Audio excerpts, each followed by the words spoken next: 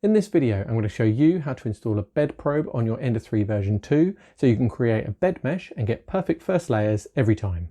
By the end of this video, you'll have all the information you need to be able to install the probe, update your firmware, create a bed mesh, and then set your Z or Z offset. And once you've done all these things, you'll be ready to go. Don't worry though if that sounds like a lot of things to do. It doesn't actually take that long and we'll run through each one step by step. The first thing to do is to decide which bed probe to buy. There are two options really, the BLTouch or the CR-Touch. They're both really similar and I went for the CR-Touch because it has a metal probe and the price was almost the same. The CR-Touch is supposed to have slightly better accuracy though, so it's the one I went for and the one I'd recommend. There are links below in the description for both and the installation process is almost identical. So what do you get in the box? With the CR-Touch you get a very neat little box containing everything you need except for tools. You get some instructions, the CR-Touch probe itself, 3 different brackets that fit different Ender printers, the wiring, the screws and some cable ties. The first thing we're going to do once we have our probe is to attach it to the X-axis carriage. Another reason for buying the exact same kit as me from the links below is that you'll get the correct bracket for the Ender 3 version 2. Many of the other kits don't come with a bracket for the Ender 3 version 2 and you'll be left searching the internet for a bracket you can 3D print and use. There's none of that here though. This kit has everything you need to just be able to bolt it straight on. Use the shorter screws to attach the probe to the bracket, making sure you get it the correct way round, which is with the plug not covered up. Use the same 2mm Allen key that came with your printer and that you use for undoing the hot end cover. Then use the longer screws to attach the bracket to the holes on the left of the hot end. Just make sure your probe is pointing straight down. If it's not, loosen the screws and move it before doing the screws up again. Now it's time to run the wiring and connect it all up. Make sure the power is disconnected for the next steps.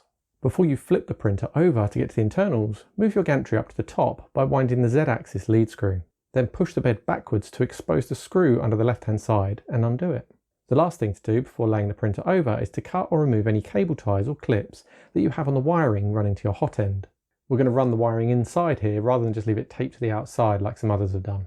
Now, being careful not to damage anything, lay your printer over on its side as shown and let it sit on a plastic stepper motor cover, making sure the wiring is out the way as you do.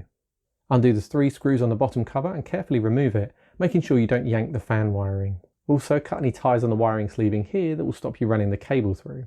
Taking your bed probe wiring and checking you're putting the smaller end that connects to the sensor through, feed it into and through the sleeving. This can be a little tricky, but compress the sleeving from each end and the internal bore gets bigger so the connector can pass through. Once you've fed it all the way through, plug it into your probe, but make sure you leave a little slack at the hot end. Once you have all of your sleeving back in place, use one of the new cable ties to secure it at the control board end. Plug the wiring into the empty socket shown here, and then all we need to do under the cover is to find the board number and identify the CPU chip and make a note of it. We'll need this information when we come to think about firmware. Carefully reattach your bottom cover and replace any cable ties you removed. You can now stand your printer back up. Tidy up any wiring at the hot end by feeding any excess into the end of the sleeving and then replacing any clips or cable ties so that there's no loose wiring to get caught on anything. We're now finished with the hardware installation, but we still need to tell the printer how to use the probe. To do this, we'll need to find and install the correct firmware. This is incredibly simple to do by just copying a file to your SD card and then putting it in the machine, but there's a little bit of explanation needed on the correct firmware to use. Because of this, I made a separate video on updating the firmware, which you can find here, but it's also at the end of the video and in the description, so there's no need to go and watch it right now. When you do watch that video, just keep in mind that you now have a bed probe and choose the correct firmware. Once your firmware has been updated, your bed probe should be active. You'll know when it is because when you turn your printer on, the probe will drop down and also there'll be a light on inside it. Before ploughing straight into creating a mesh, there's a couple of things I'd advise doing. The first is to test that your probe is functioning fully by activating it with your finger when it's nice and far from your bed after telling the printer to home. Be ready with your finger on the power for if it doesn't stop. The other thing to do once you know your probe is working is to disconnect and remove your Z-axis limit switch. It's not needed anymore, so we'll just add another complication that we don't need. If you're running Gyre's firmware like me, go into your new leveling menu and make sure active leveling is ticked and then navigate to Control, Advanced, Probe and check your probe offset distances. Measure how far your probe pin is from your nozzle in both directions and adjust the figures if you need to.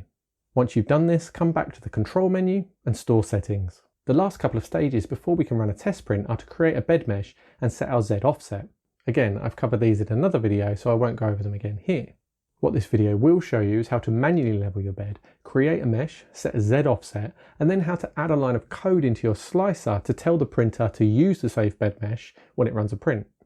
Click up here to see that video now, click here to see the video I mentioned earlier on updating your firmware, or click here for another video you might like.